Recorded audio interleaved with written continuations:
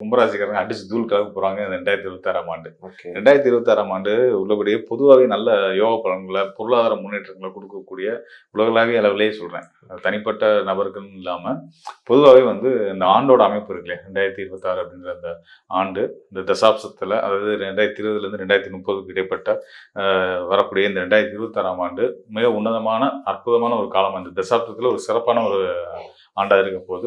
குறிப்பா நீங்க கேட்ட மாரி கும்பராசிக்காரர்களுக்கு மிக சிறந்த ராஜயோகத்தை கொடுக்க போகுது.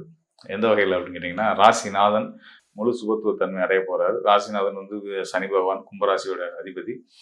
எப்பயுமே சரியான சிந்தனைகளோட சரியான வாழ்க்கை முறையை கடைபிடிச்சு வாழணும்னு நினைக்கக்கூடியவங்க, நெறிமுறை தவறாத சரியான வாழ்க்கை வாழணும்னு நினைக்கக்கூடியவங்க. நம்ம ஆண்டு பலன் வரும்போது ஆண்டு கிரகங்களை தான் எடுத்துக்க முடியும். இதில் வந்து பார்த்தீங்கன்னா ஆண்டு கிரகங்கள்லாம் சனி, ராகு, கேது மற்றும் குரு இவங்க தான். ஸோ இந்த 4 பேரை வச்சே வந்து ஆண்டுக்கான பலன்கள் நம்ம எடுத்துட முடியும். அந்த வகையில் வந்து ராசிநாதன் குரு பகவான் தன்னுடைய ராசிக்கு 2ஆம் இடமான தனஸ்தானத்துக்கு போறாரு.